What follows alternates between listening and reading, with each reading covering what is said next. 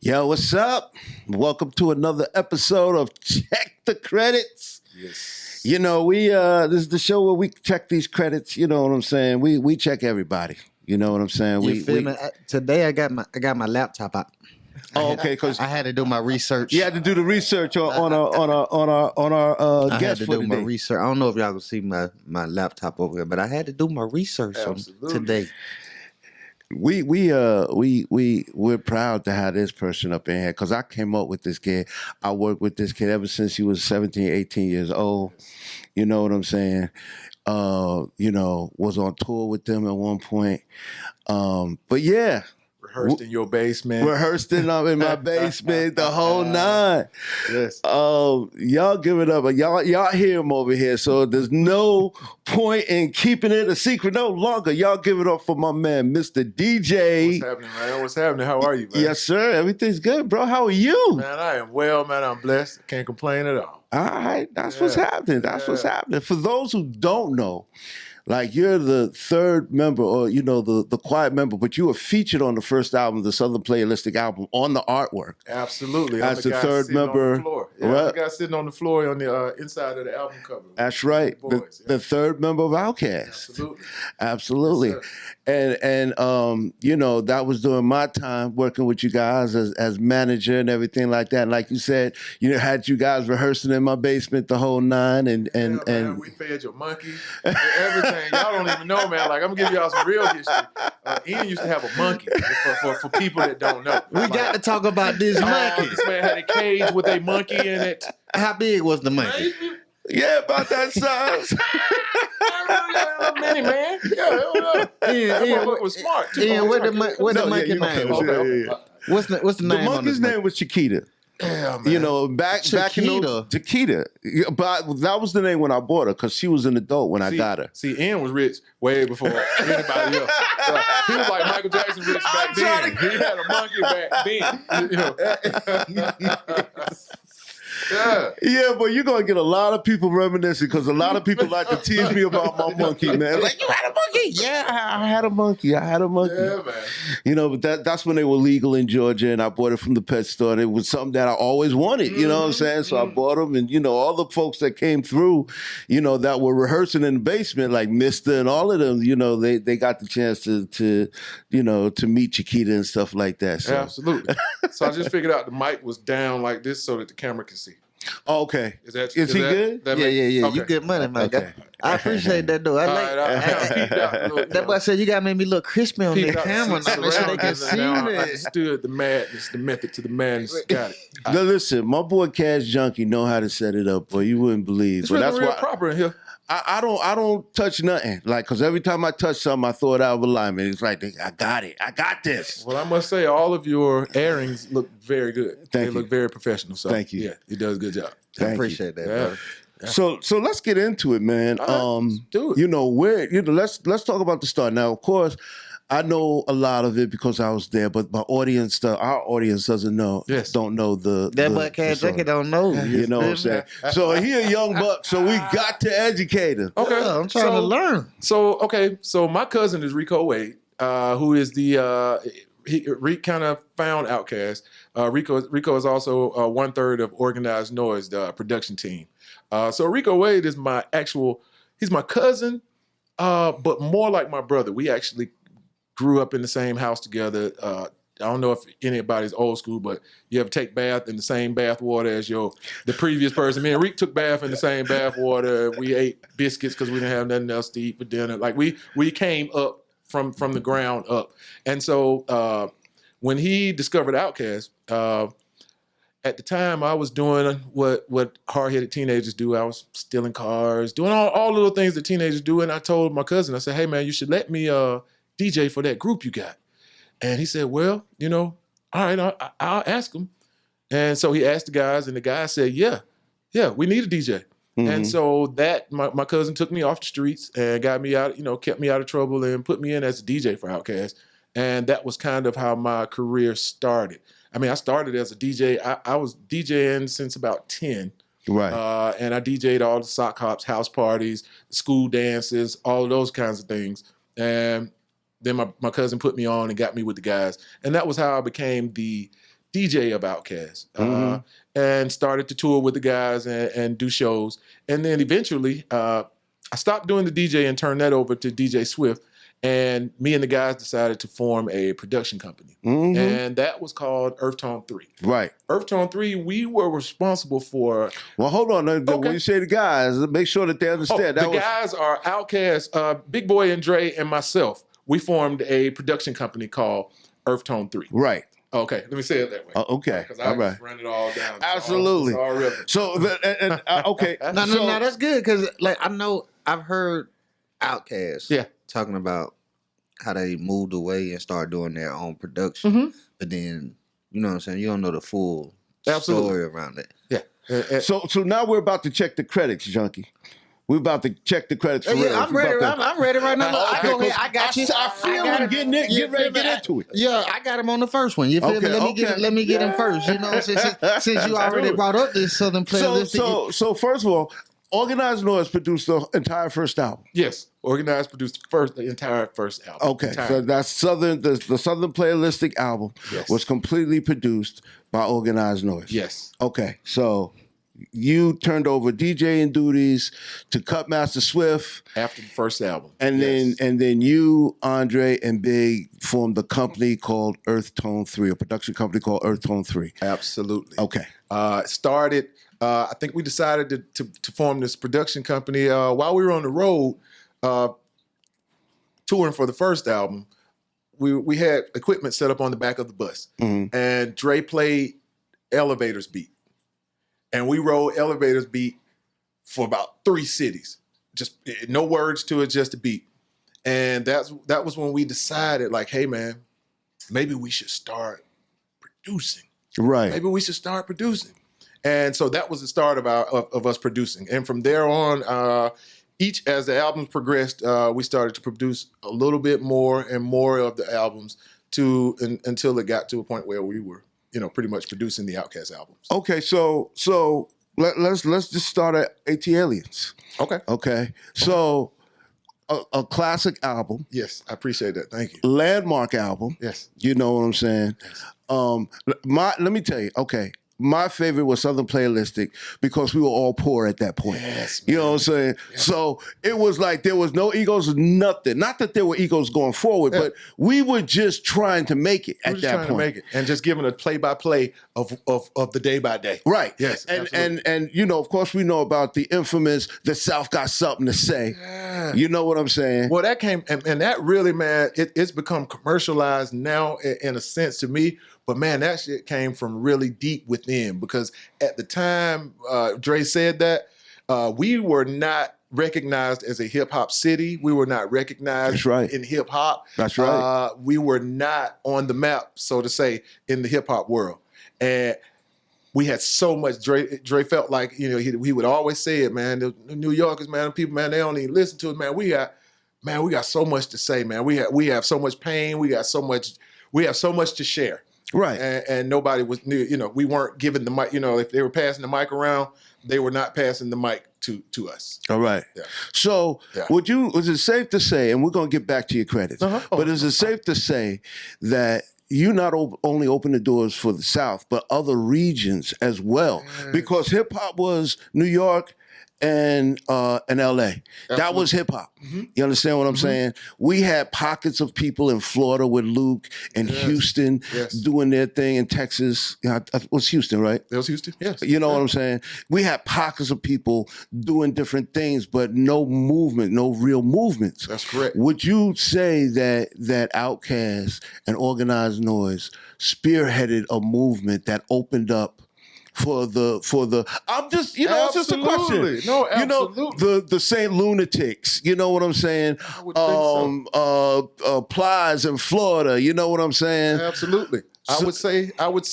that it absolutely did, and we absolutely did because Atlanta was the closest major city between Florida, Tennessee, Houston, Texas. Like we were the closest. We were like the biggest kind of jump. We were the most jumping city out of those. And we are a mixture of kind of a little bit of all of those cities. Right. Because nobody's actually from Atlanta. That's right. You know what I'm saying? All of us are migrants. I know I'm a migrant. That's right. You know what I'm saying? Yeah, born and raised, baby.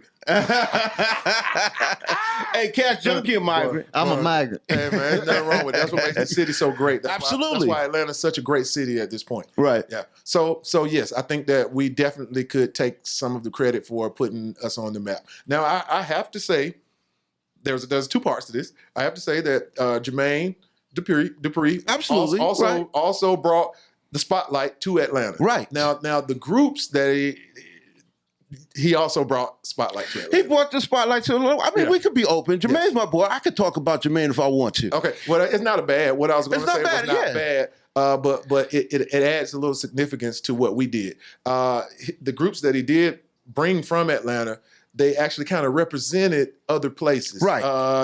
Criss Cross, which was phenomenal. He nobody could have done that but Jermaine.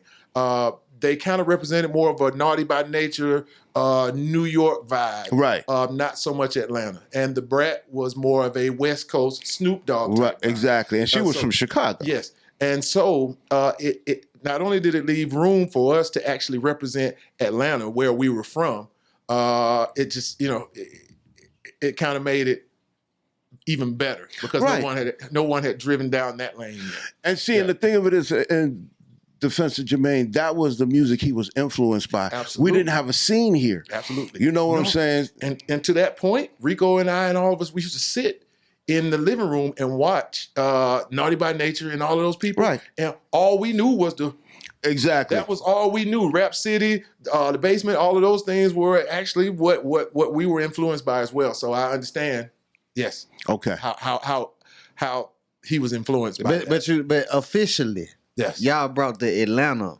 Y'all brought the Atlanta. Y'all was really out there on Headland in the low. You feel me? With the start of something good. Yeah. We dared to step out and actually represent here and holler out Atlanta. Mm-hmm. Yeah. And it worked. Yeah. It worked. A lot of people were scared to do that because, we were considered to be some country hicks. Right. Really no skills on the mic, any of that stuff. So, yeah. We dared and then we come with Dre being one of the top MCs of all time. The top. You know what I'm saying? Well, there it is. Okay. There it is. If he was not even my friend, if I did not grow up with him, I still would say he is the top MC, period. There it is. Yeah. That's just my opinion. Now we all have. Listen, I'm not gonna argue with you. We all have. Yo, I sat in the studio and watched him do what he did. I was just like, wow. I don't care who it is. If you want to line up verse for verse, we can go a verse for verse. I don't know who you can what verse you could put next to his verses and what topic. Right. If y'all hit me up if you got somebody. Right, there it is. Okay. I'm sure we're going to get a lot on this one. We're going to get a lot on this one, verse for verse now. You pull out your best verse of your best rapper. We'll pull out our best verse for 3,000 and see how that turns out. There it is. Yeah. Boy, I love that challenge, Junkie. I love that challenge. Yeah. Hey, so, all right, let's get back to your credits. Let's start with AT Aliens. Okay. Y'all had the first single. You know what I'm saying? Elevators, me and Elevators. You. Yes. You know what I'm saying? Yes. The one that y'all rolled 3 cities through or 3 counties through, listen to the first single. And y'all produced about how much? Y'all produced about how much of that album? About 70% of that. I think Organized Noise did 2 on that album, if not 3. Mm-hmm. Other than that, I think we did the rest. Let me see. AT Aliens, what's on that album? you must know that was 25 years ago. Is that the Jezebel album? No, is that Jezebel? Yeah, it is Jezebel. Well, I'm professional here, and I'm gonna look. We're gonna look. He's got his computer open. Yeah, look, man. I was just listening to this coming up here. Give me the song playlist. I was just pulling up, listening to this. And while he's getting the playlist together, I can tell you a little bit about AT Aliens and why it was so special. Right. AT Aliens, man, was like actually when we were actually starting to become. We were 17. The guys were 16. I was 17. Mm-hmm. And by the time we got to AT Aliens album, man, Big Boy had a kid.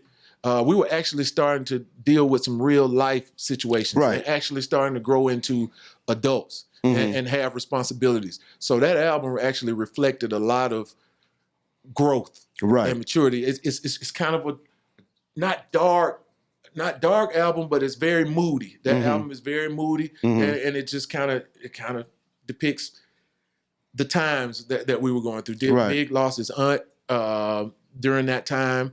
Had a kid. It was just a lot going on. So that album just showed a lot of growth going on at that time. So do you feel like that? Puberty. Do you think that Dre was in the midst of finding himself then too? Because that's when the turbans came out. Absolutely. You know what I'm saying? And he slowly but surely began to morph into Andre 3000. Absolutely. It was like puberty. I would call the ATLiens album the puberty album. Yeah, we were coming out. We were coming from kids, from boys to men. Yeah, right. Figuring out who everybody was figuring out who they were. Right. You got that playlist? Oh God, I got that playlist. So on ATLiens, we got Two Door Boys in a Cadillac. That would be organized noise. Okay, we got ATLiens, the song. That would be us. Wheels of Steel. That would be us. Y'all got the Wheels of Steel? Okay, y'all put. We got the Jazzy Bell. Jazzy Bell, that was organized noise. We got Elevators. That was us. Over the Woods. That was us. Babylon. That was us. Hey man, look. He said he did 70. He did 70. We done checked him. Wow. So that's about right. So yeah, we did about 70% of the second album, and it started to progress to more and more each album. Right. Okay, so the next was what was it? Aquemini. Yes. Okay. It was a blur. Aquemini was a blur for me, because I mean, we can be honest here, and I'm not in that place anymore, right? But so it's fine. But by the time we got to Aquemini, and I'll speak for myself, by that time we had been introduced. I won't say we in this area, right? I had been introduced to drugs. I had been introduced to all the partying that one could take, right? And so that album was pretty much a blur for me. But I can give you the rundown on whatever it is you want. Right. But still, the thing that was good about the Outkast projects, each album outsold the next, which is a rarity in this business. Yes. Like their fan base continuously grew exponentially. Yes.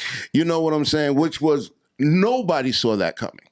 No, we did not. You know what I'm saying? Heard. Exactly. Yeah, that was it. So, what was it? What was? Did you put? No. I got all the credits in. What was the Aquemini? All right. So on the Aquemini, I'm gonna just play the young folks list. You feel me? But look, I'm from the country. Like this is what we grew up on. Okay, so we got Return of the G. Yeah. We got Rosa Parks. We got School on the Bar. Yeah. Aquemini featuring Raekwon the Chef. Aquemini is one of my favorite rap songs of all time. Oh man, like awesome, top 3 rap songs period ever. That. We produced that. Yes. You feel me? Like and 3000 went hard. Like that's 2 of the hardest 3000 verses. You know what I'm saying? Man. To me. So many, and that's true. You know what I'm saying? I agree. But see, and that's the thing. Like Cash is a music person. Yes. You know, he's a musician. He's a producer. He's an artist.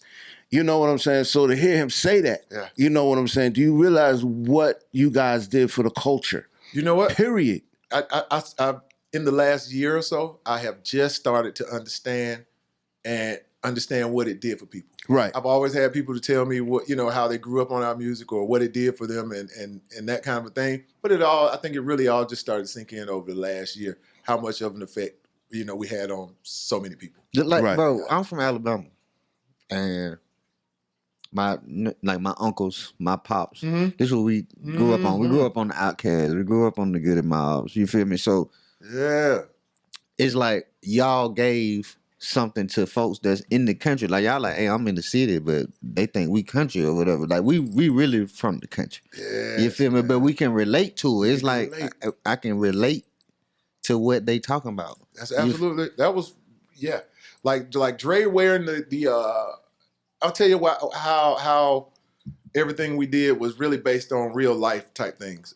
We actually were sitting in the studio talking, laughing, and we started talking about the old ladies in church that come to church with that little thing on their head. And we laughed and we talked about it. And then the next time we came to the studio, Dre had one on. He's like, yeah, I would have found one. And so that became, and you still got people, you got Nick Cannon and people like that still wearing turbans. When that was an old Southern thing, it was an old Southern culture, and the old ladies and the deacons in the church would, not the deacons, but the old ladies in the church would come to church with those on their head because they didn't want to do their hair. And that was a Southern, thing that we did. And we just kind of lived it out. Right. And it became, and it went to the mainstream. Fashion. Yeah, fashion. Yeah.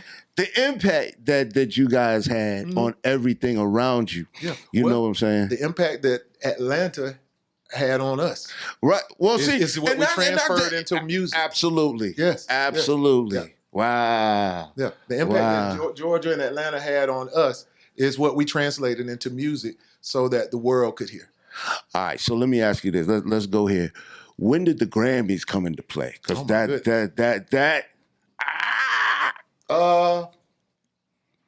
don't even know what my Grammys are for. I think you got one for Miss Jackson. I got two. I got one for Album of the Year and one for Miss Jackson. Yeah, you got Album of the Year, 01. So was the Stankonia album, was that Album of the Year? That was the Album of the Year, yes. Okay. Yes. All right, so it was the Rap Album of the Year. It was hip-hop. Best Rap Album of the Year. Right. Yes. And then Miss Jackson. Miss Jackson was that. So that was by the time we got. I could have sworn you had more. The guys have 6. Have 6. Yes. Okay, so what happens is your percentage, the way Grammys work, you don't necessarily, just because you produced on an album that they have, you don't necessarily get one. You have to have 30%. You have to own 30% of the publishing overall. Right. In order to get one on the album of the album of the year. And then you'd have, if it was a song that they got a Grammy for, then that particular song you would have had to have a certain amount of percentage of the production on it. Right. To win. So I'm not even sure what the guys won the other ones for, but yes, I have 2 myself. Actually, I have 2, and a third one that I never got. So actually, I have 3. So see, I knew you had more than 2 Grammys. I knew you had more than 2 Grammys, but you can't remember what the Grammys are for. I could not remember what the other one was for. It's a certificate. That I was supposed to, I would have had to pay for to actually get that particular statue. Right. So I did not do that. However, I have 3 credits for 3 Grammys. Okay. Yeah. 2 real ones and 1 certificate. Yeah. Oh, that works. Oh no, it absolutely works. Nah, that works. There are a lot of accomplished producers out that do not have 1. Absolutely. Yes. It's like that NBA player who never got a ring. That's right. You know what I'm saying? Yeah. Patrick Ewing, Dominique Wilkins, some incredible players, but they don't have the championship ring. Absolutely. You know what I'm saying? So, all right. So, let me ask you: did you do any work on the speaker box of Love Below? Yes, I did. Okay. What's the words? I did Big Boy's 4 or 5 of his 10. Right. Yeah. So I probably did half of. I did most of Big Boy stuff. If you can read me, I did Unhappy, Knowing. Flip Flop Rock, and 1 more. I did 4. Okay. Yeah. So and that is one of is that the certificate that you got for, because that was the album of the year. Wait a minute. Stankonia? We speaking of Stankonia or no, Speaker Box Love Below? Speaker Box Love Below. Okay, Speaker Box Love Below. You know what? Is that the one we got the album of the year for? The album of the year was Speaker Box Love Below. Okay. So maybe one of those other ones was what I got the certificate for. Okay. However, I got a Grammy for that album. I'm not sure, Ian. Okay. They got a Grammy for the whole world. Best rap performance by a duo or group. Yeah, that was Killer Mike. That was Killer Mike. Did y'all produce that record? Yes. But y'all got credits in this thing. Yeah, check them all. Check them all. We produced Earth Tone 3. We produced anything that came out of our camp at that point, as well as a lot of different other people. We got to Lenny Kravitz. Did that again. I produced that. How's that go? Backstreet. Wonder if I ever see you again. That was a hit too, Absolutely, it was a hit. I had no idea that y'all produced that record. Yeah, absolutely. Oh wow! Yeah. Yo, let's check let's check his outside of Outkast. Yeah, I want to jump to the Goodie Mobb. Yeah, okay. Because that's his I'm thing. trying to jump to the Goodie Mobb. Let's do that. Go ahead. I'm a junkie. Go ahead. Personally, yep. I just want to know about that. They don't dance no more. Okay. They don't dance no more. So let me tell you how that happened. So I did the beat on They Don't Dance No More. My cousin Rico had a sample going, and it actually came from who's that song? Bim, bim, every time I look in the mirror. That was Dreamweaver. Yeah. Okay, so what you need to know Aerosmith. is that They Don't Dance No More kind of was influenced by Dreamweaver because at first the little sample we had playing was right.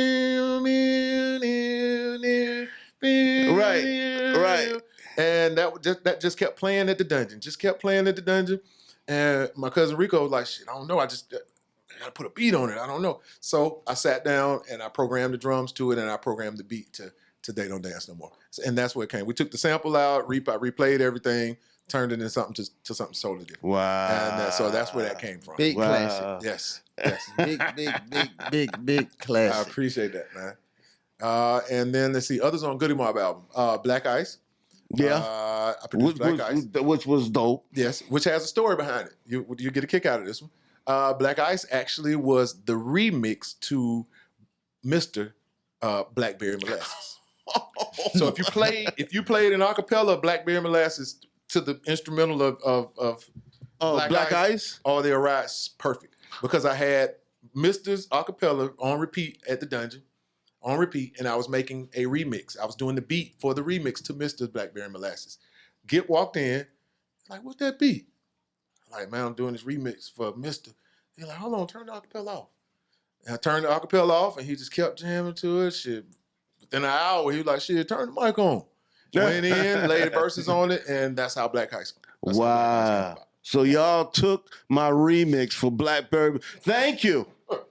Thank you. Y'all heard that here first. That's where it came from. They stole Mr. Bobby V, Brandon Byron, Daryl.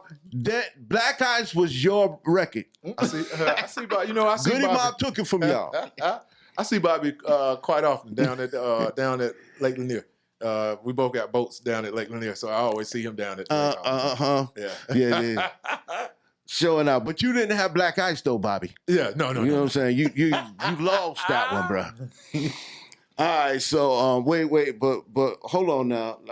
Who else? Because we got Lenny Kravitz.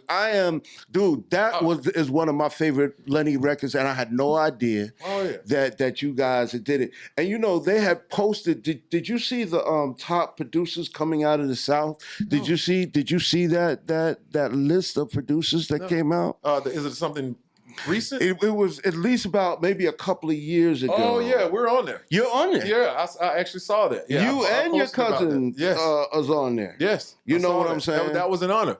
That was a real honor. You know what? There was more. I did a lot of stuff for Field Mob. I did a lot of Mint stuff Condition. for Mint Condition. You know what I'm saying? Yeah. Rich Boy. Yeah, Rich Boy. Hold on, I'm pulling Rory. Yeah, we just did a whole Rory new album, which is amazing. I can't even speak enough about that. Y'all hear about that soon. Coming really soon. Stay tuned. Yes. What else we got here? Field Mob, Killer Mike. Yeah, I see some 8-ball MJG in here. Yeah, 8-ball MJG. Let's talk about them boys. Okay. All right. So I grew up listening to 8-ball MJG. I lived in Texas for a few years, and they were the shit in Texas. So we got back here to Atlanta. I was here in Atlanta, and one day I got a phone call. I don't know how he got my number. A guy called me. He said, "Hey, this is Tony Draper." And I was like, "Who?" He's like, "This is Tony Draper." I'm like, yeah, what's up?" He's like, "Hey, man, I wanted to have a meeting with you. I wanted to have lunch and see if we could talk about some things." So I met Mr. Draper on Old National Highway at the Cajun Crab House. We sat down and he talked. He said, "Look, man, I'm working on this album for 8-ball MJG, and I've been seeing the work you've been doing, and I just wanted to see if you would get with the guys and see if y'all could come up with an album. So I went to my cousin Rico, because at the time I was an associate producer for Organized Noise. And I was like, hey, Rick, I just left a meeting with Tony Draper. They wanted to do Eightball MJG album, and they want to talk about it. And he's like, shit, let's do it. Do it. Go ahead. You do it. That's your thing. You do it. Right. So I got with the guys, man. They came over to the dungeon. I did Don't Flex, We Don't Give a Fuck, Paid Dues with CeeLo on it, and Throw Your Hands Up. So basically, so I did half of that. He had to take his headphones off, DJ. I mean that. So in our Lifetime album, I did half of that album, man, and it was it was really satisfying for me myself just to be able to work with some of the people that I grew up, listening. Absolutely, to. yeah. Man, it was kind of a thrill, and so that happened. Yeah, dude. Let me tell you, I gotta tell you this story, right? Cash and I, we work together on this show. I usually go out and I find the people to book on the show. And he tells me, some of the folks he want on the show. I was like, yo, I want my man, Mr. DJ. I said, hey, I want my man, Mr. DJ on the show. And he was like, who that is? Yeah. Who that is? I was like, who that? He's a multi-Grammy Award winning producer. Do your research. Well, I did my research. And he did his research. That means that it all worked like I wanted it to, man. Because in this thing, man, I have never wanted to be famous. Right. I've always wanted the money. Right. And it might just do, but never really wanted the fame part of it. I watched my boys go through that part of it. Right. And that part I didn't want. So it never fazed me or never hurts or made me feel any kind of way that someone doesn't know who I am. Because you're still living the life. That's right. My slogan was often heard but rarely seen. Right. And so that was always my thing. So I'm kind of cool with that. Hey, man, look, you got the credits.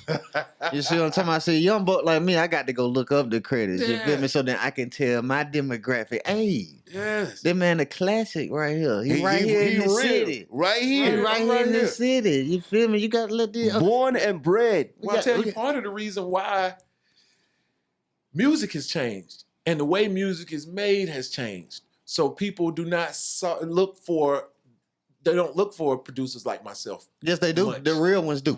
The real ones do. People that really in the music, they looking for that because the kids now, the youth now, are all influenced by what they hear now. Right. On the music, on the radio. Right. And what you hear now is a total different process, a totally different composition in music. And see, let me speak to that. I'm gonna speak to it. You tell me what it is now. I'll speak to what it was back then. Yeah. Back then we went out and got LaMarcus Jefferson, Preston, Ed Stroud, actual musicians, Chance Parker. Yeah. We got all this. We got all these real musicians to come in and play. It was a whole nother group of superstars. Yeah. The musicians. Yeah. If your clique was the baddest if you had the baddest musician. Yeah. Because that's what was important back then. But see, listen, let me tell you something, and I'm always going to take this.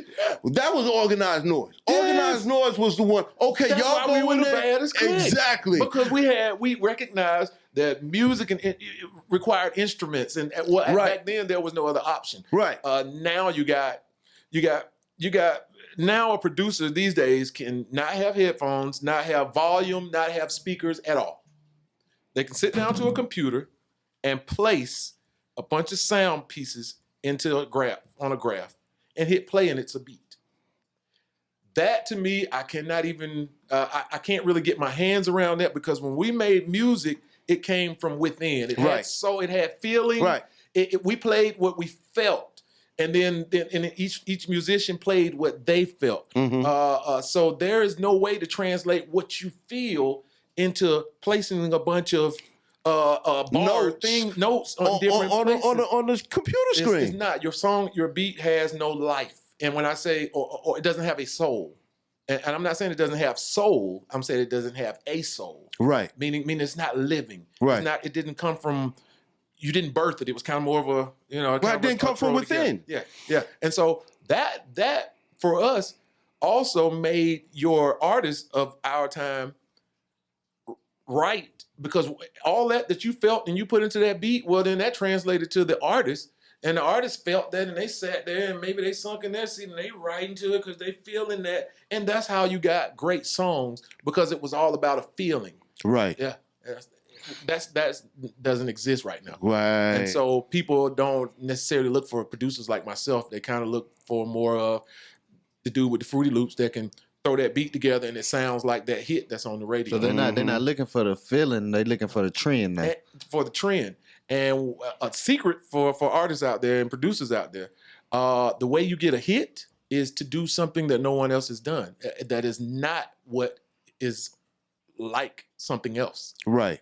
Yeah, there's a chance you take by doing that, by doing something that's unorthodox or not what everyone else is doing. But that is how a hit is made. That is what every song that's a hit, it's something that was not done. It was, somebody took a chance and did something weird, right, that wasn't done before. Right. Yeah.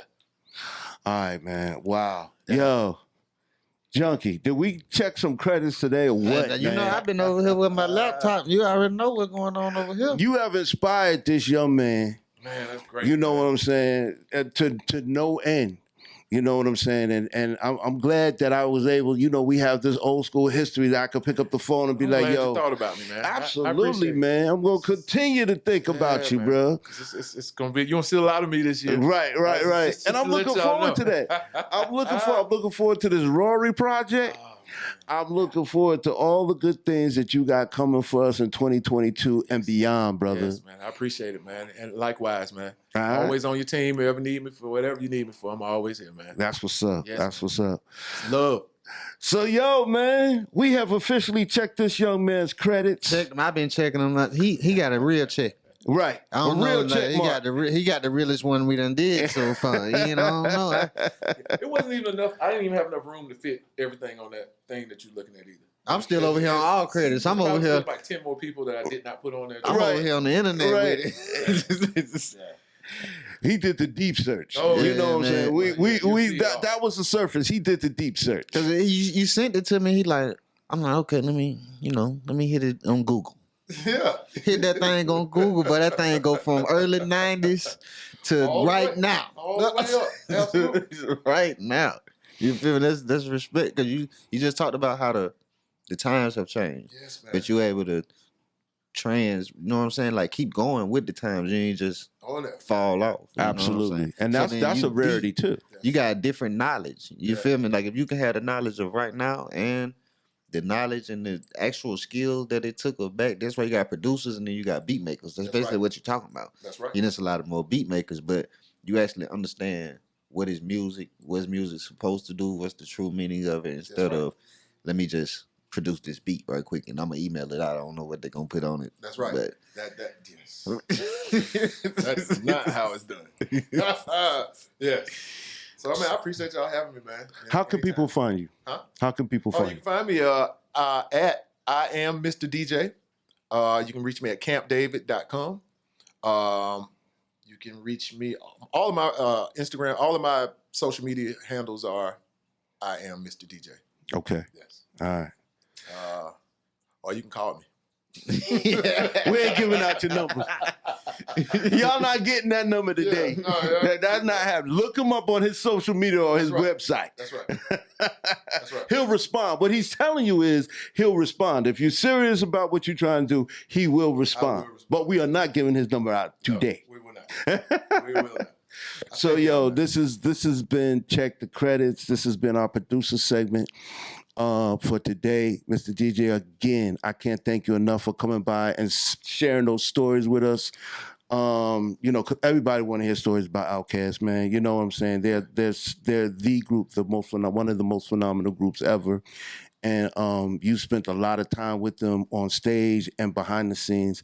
And we appreciate all of that. But, man, you produced one of my favorite records on Lenny Kravitz, and I'll never let that go. I just found that out today, people. Oh, man, I had no idea because I would go around and sing that record. I just found that out today that my man produced again for Lenny Kravitz. So I'm like. I wanted to. Let's see if we can get a little space in. So I wanted to. The story of the Lenny Kravitz. Oh yeah, let's go. Okay, yeah, that's why he can edit it in there. So yeah, when I did again, I got the phone call. Regina called me and said, "Hey, Lenny Kravitz wants to work with you guys, and Big and Dre couldn't make it. So he booked me a flight to Miami. me and this girl, man, this chick, we flew down to Miami, sent the car for us. So we get to his house, and I'm knocking on the door. I'm like, oh, shit. I'm scared as fuck. I don't even know what to expect, man. Lenny Kravitz, I heard he came to the little intercom thing, said, hey, hello, who's this? And I told him it was DJ. And he opened the door. Man, this man came to the door. I didn't even have anything to say. My mouth just dropped wide open. Right. I'm starstruck. Like he's like, come on in. So me and the chick I'm with, we go on in, and when you walk through the house and you walk straight out, and all you see is the ocean. And it was dolphins jumping and shit in the water outside the ride. Wow. I mean, it was like a movie. So when I walked through his living room, which was all furred and shagged out. It was the coolest thing ever. And then he's like, come on, we're going to the studio. And I was wondering why we were walking to this wall. There was a wall. Like, I was wondering, where are we going? Well, he hit this button, and the fucking door spun around out of the wall, and you stood in this thing, and it spun around and turned you, and it came out inside the studio. He had a trap door. He had a trap wall. The end. So when y'all do y'all next show about what happened on the road, when y'all do a whole about all the secrets that happened on the road, I got a whole bunch of more stories to tell you about some of the craziest shit you ever seen. Yeah, boy. We're going to come back to that, man. We're going to definitely come back to that. On the road. Hey, man, this has been Check the Credits with my man, Mr. GJ. Your credits have officially been checked, my brother. I appreciate you. And we appreciate you for coming on to the show, man. And that's it. We're getting ready for our artist segment coming up next. Yes. We're going to have the beautiful, talented Kissie Lee. Yes. She waiting to get up in here. Okay. So let's go. I know it ain't another motherfucking bitch in his phone. I swear on God, bitch, I'm finna fuck him up. He think I'm playing element, period.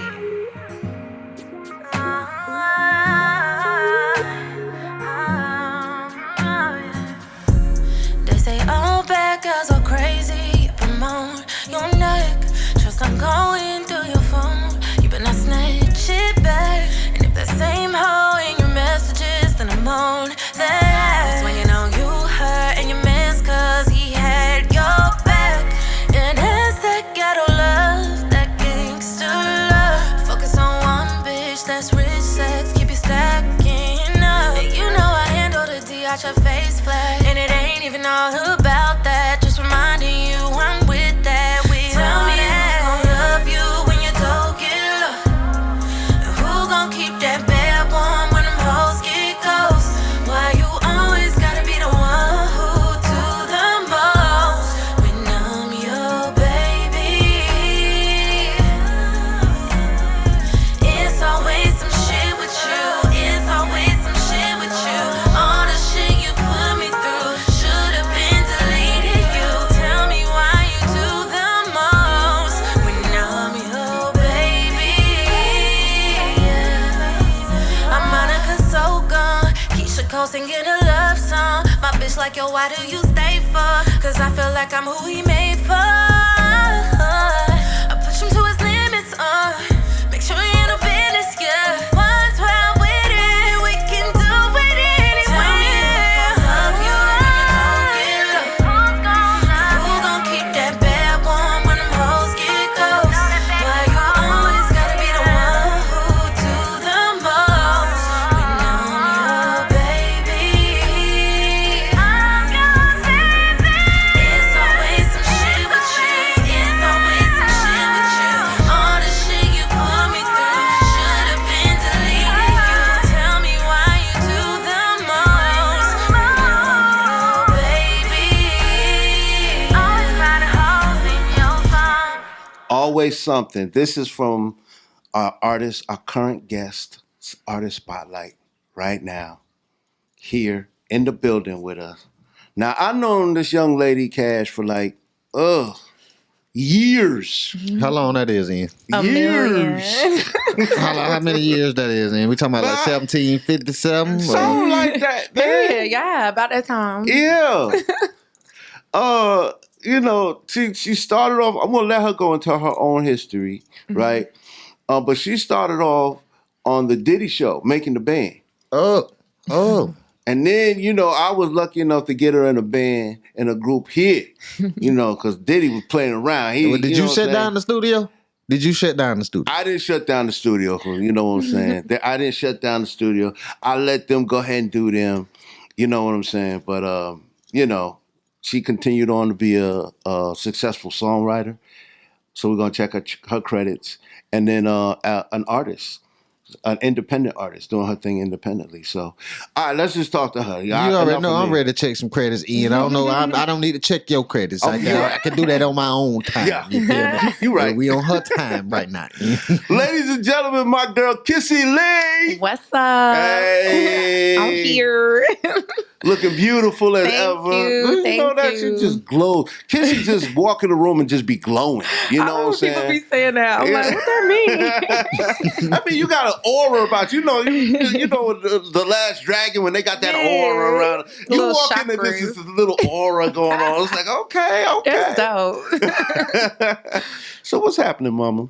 I mean, everything. I appreciate you having me. Absolutely. I'm really excited to be here. I'm just getting ready to drop my new project, and I'm like, well, let's talk about it. Oh, yeah.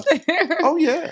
Well, before we get to the future, let's go into the past. Like, you know what I'm saying? Let's dive a little bit into the past.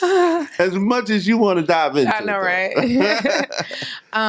How did it all begin? Where are you from, first of all? I'm from Denver, Colorado. Okay. So to Mile High. And I was singing and everything there. And my dad's a preacher, so I sing in a choir and stuff. But it's not really a music scene in Colorado, so it wasn't no credits that I could be except at the church, Rising Star Baptist. Right. We checking that too. We check that too. Okay. And but yeah, I ended up getting to Atlanta by going to Clark Atlanta.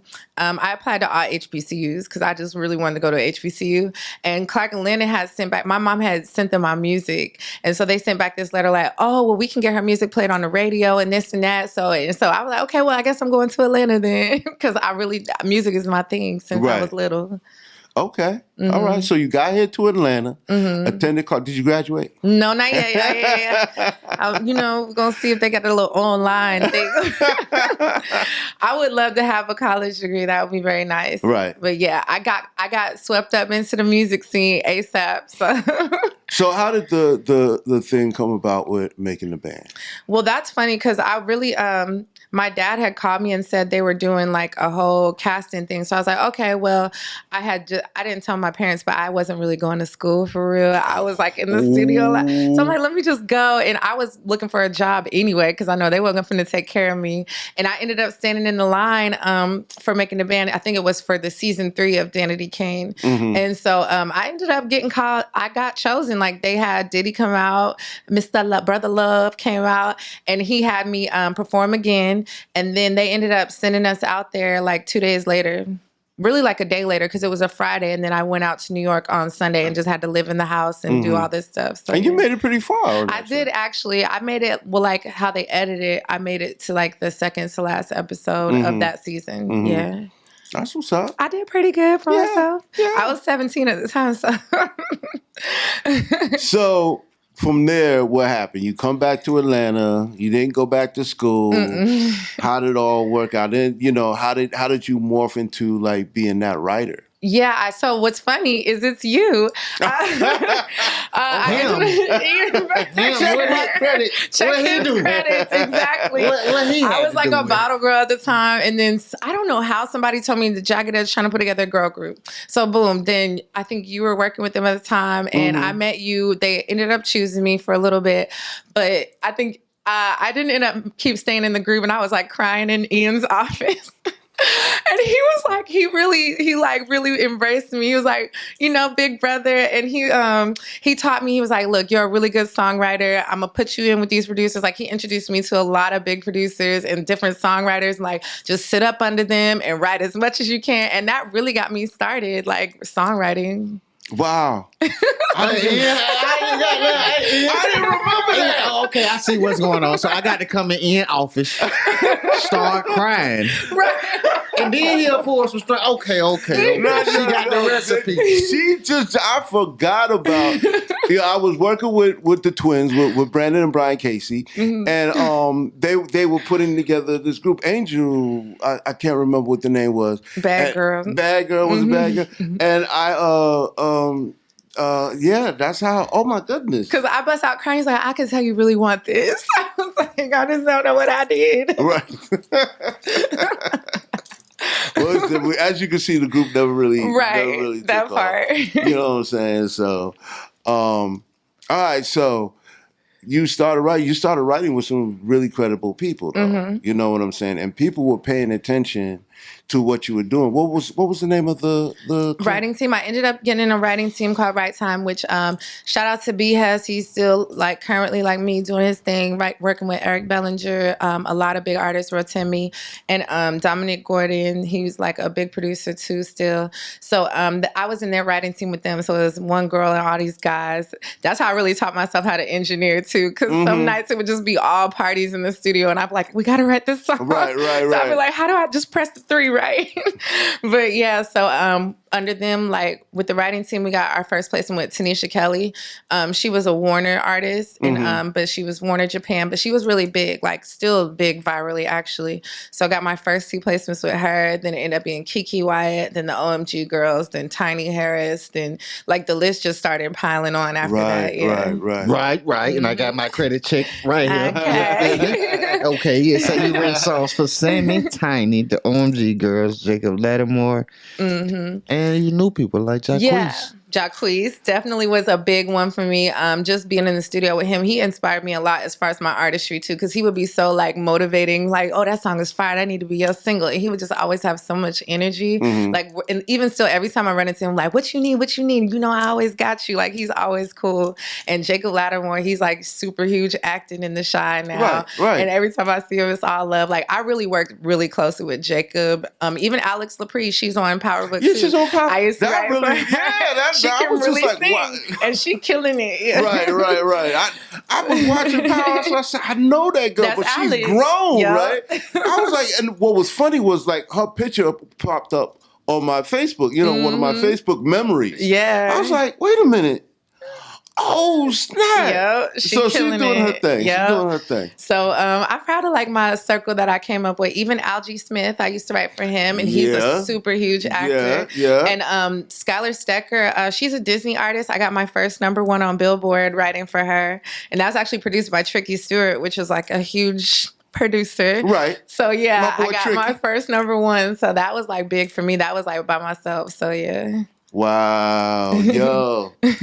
Yo, not just a pretty face, Junkie. Not just a pretty face. Yeah. You were out there putting in work. Yeah, hard, yeah. Okay. It'd be like no gas in the car, but I got to go to 3 different studios that night.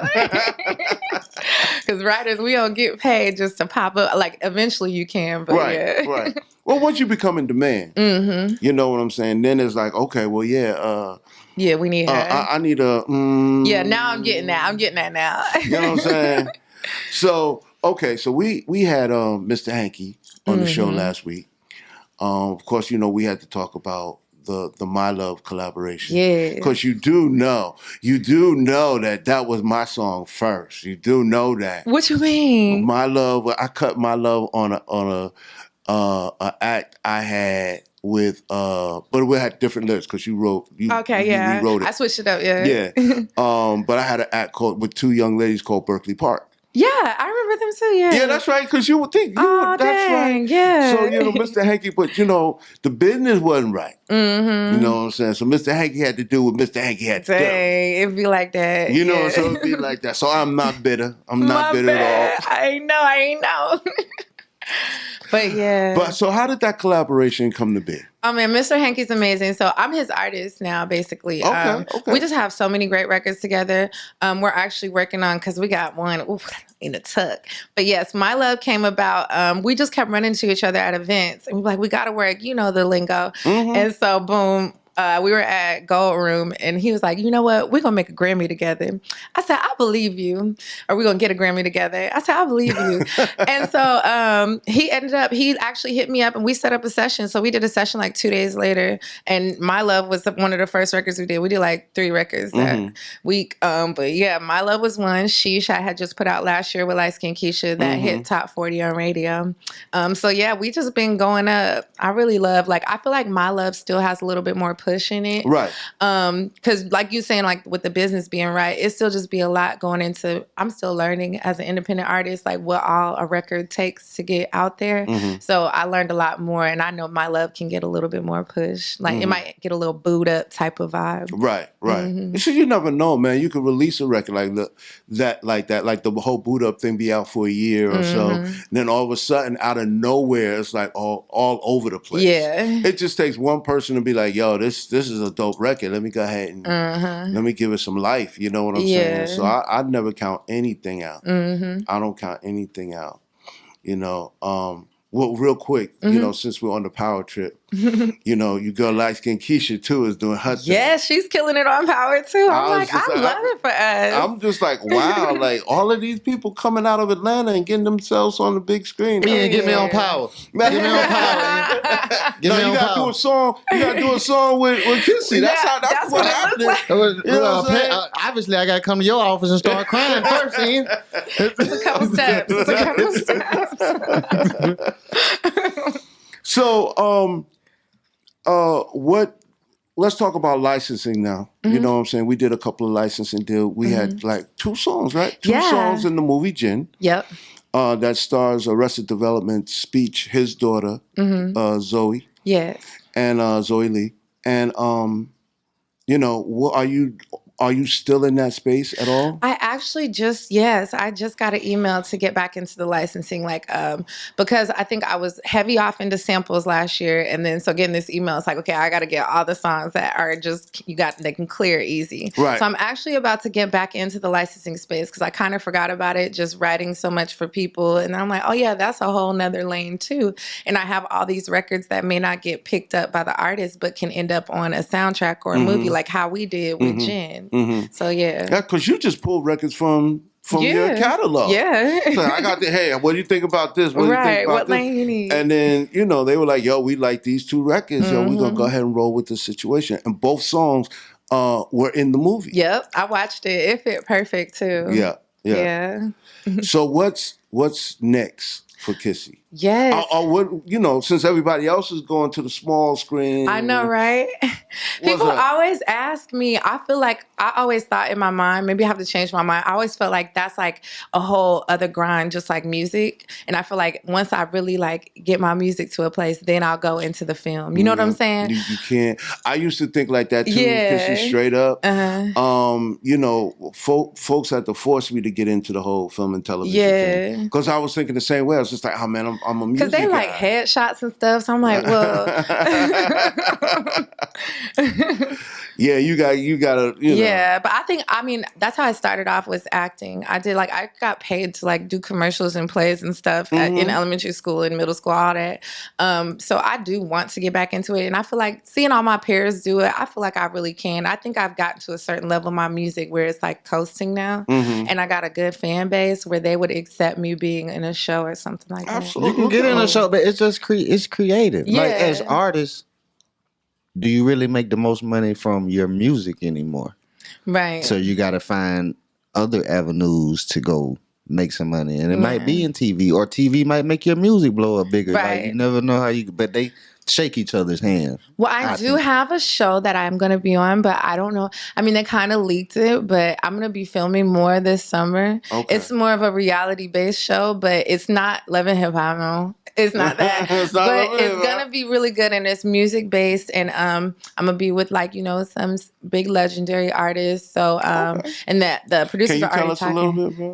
I don't want to be the one to say. I'll tell you off camera, but yeah. But I do have a show that will be coming to a big network. So I feel like that's going to be a good catapult because I do think TV helps. And so it's going to be on a big network, and they're talking about spinoff with me too. So I think that'll be big. And listen, film and TV can take you away from it too now. Yeah, that part. Look at Algie. Yeah. You know, Algie was a singer. And he loves singing. You know, absolutely. But, you know, they can't get him off the screen. Because that money calling. Absolutely. That we call him, we can check his credits too. Yeah, we definitely going to check out his credits. Yeah, me and him, we got a couple records together. But yeah, so I know that's what I be looking at it like, because it will take me away from it, and I really love music and stuff. So I don't know if I could find a balance or a shoot. I mean, whatever God has planned, it absolutely. is what it is. And that's where you got to leave it. Yeah. You know what I'm saying? That's exactly, you know, one will certainly fuel the other. Mm-hmm. You know what I'm saying? But, you know, if the actors putting their coins in your pocket, you're going to be like, right. Yeah, I don't want to tour. Like, no, do I really want to get up and get on that stage every night? No, I'm just going to go and do this for the next 4 or 5 weeks and be done with it. Right. We're going to see how it feels. That's what's up. So, sir, are we checking any more credits? Are we good with her credits? You feel me? She got a lot going on. Personally, what did you write for Sammy? Sammy, okay, so I think the bio may have been written incorrectly. He collabed with me on a song that I just put out the year before last called Only You, and I went on tour with Sammy. I have like written songs, but they haven't came out. Mm-hmm. And we've like co-wrote, but it's not like I just wrote for Sammy. Sammy could write, so I ain't going to take that away from him. Right. We be in the studio writing together. I mean, if you in there with him, you can write.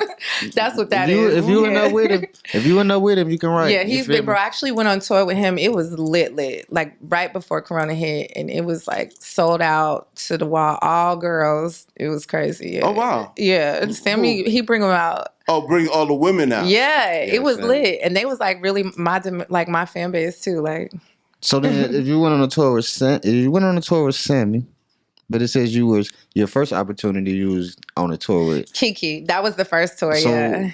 But you did a Christmas song with Kiki too. Mm-hmm. We didn't talk about that. I know. Kiki, okay, so Kiki's like my mentor, like my big sister. She kind of took me in. When I first was writing for her, I have like about 6 placements that actually came out on Kiki Wyatt, and one with Pusha T, a couple different features, and she just took me in. Like, she would go on the road and be like, I'm not going on stage unless Kissie do one song. I started off doing backgrounds for her. Then she'd be like, no, now that I'm really pushing my music, said, no, she got to do one song or I'm not coming on a stage. Like, she would be serious about it. Wow. And so that was, my first introduction to tour life. Like, just watching how she do with her family, how she do on the road, how she just acts as being this super legendary voice artist. It's just amazing. I learned so much from her. Yeah, Kiki is, I still feel like Kiki's so underrated. Like, people don't understand the power in this woman's voice. Right. You know, she came out with Avant. Avant introduced her to the world. But she, you know, immediately took off after that. Yeah. You know what I'm saying? But I still don't feel like she's getting the credit that she deserves. Still haven't. You know, because she can go in and just out-sing damn near everybody. She can do what they can do plus a million. Right, right. So that's another one, man. We're going to have to get Kiki up here. She's still here in Atlanta? Uh-huh. Okay, we're going to have to get Kiki up in here and check her credits. She's my baby's godmother. And I'm her youngest son's godmother, yo. Okay, so y'all just... we connect. We family really at this point. Christmas together. Exactly, you know we got our Christmas song. We redid this Christmas. And we shot the video at her house. And it actually goes up every Christmas. I'm like, Mariah need to co-sign me because I got this Christmas thing. I'm kind of figuring it out. Right. All right, well, listen. How can people get in touch with you? Either for writing, licensing. The best bet is Instagram. Right. Because all my booking, like my email and stuff is on there. And then I respond to DMs and send them to like the correct people. Mm-hmm. So follow me on Instagram. It's I am Kissie Lee. It's KISSIELEE. Mm-hmm. And so, that would be the best bet. And because the email and everything is in there. And that's usually, I meet so many people on the gram. Yeah, that's the best place. It's a new social room. No, I love it. You know, so shoot. And Clubhouse, too. I met a lot of people. Have you tried Fanbase yet? I just signed up. So I had to wait because I had to get a new card or whatever. So I'm about to try Fanbase. I'm about to see what it gives. Yeah. Because I might only post my covers on Fanbase and stuff like that. Isaac Hayes has figured this thing out. And I love how it looks. I like how it looks. Mm-hmm. Yeah. So okay, so I'm telling you now, go ahead and use it. Yeah. And see what you. I literally just started my profile last week, so yeah. So you can find her on Fanbase. Yes, you can find me on Fanbases. I am Kissie Lee on Fanbase as well. Okay, perfect. Well, darling, I appreciate you taking your time out to sit down and talk with us. Thank you for having me. Thank you. Absolutely. Thank you guys for having me. Taking your time out of your day and letting us check your credits, because that's what it's all about. You know, but other than that, man, I just love being in your presence because you bring so much joy every time you come in. I'm just being real. Like every time I see you, you're always in that happy place. And that just encourages me. I could be in a crappy ass mood, but so you come in and you give me that hug and all like that. I'm like, I'm saved. I love my Ian. He didn't even know what he did for me in Atlanta. I honestly didn't. But you had to remind me. You helped me keep it moving. That's what's up. And I'm always going to be there for you. Thank you. Know what I'm saying? So thank you for coming into our show. So this is our artist spotlight, Miss Kissie Lee. And we are about to be out until next week. Yo, Cash, you got anything to say, homie? Nah, we checked a lot of credits today. I'm tired, Ian. Yeah, I'm tired. Okay, you done got me today. But we got two. Absolutely, we had two. Two. I done checked them. I brought my laptop out. I had to do my research. He never brings his laptop. I never bring my laptop out. You was checking. Yeah, you was checking for real. You know what I'm saying? So, hey, y'all, we'll see y'all next week on another edition of Check Your Credits. Y'all stay positive. Focus on it.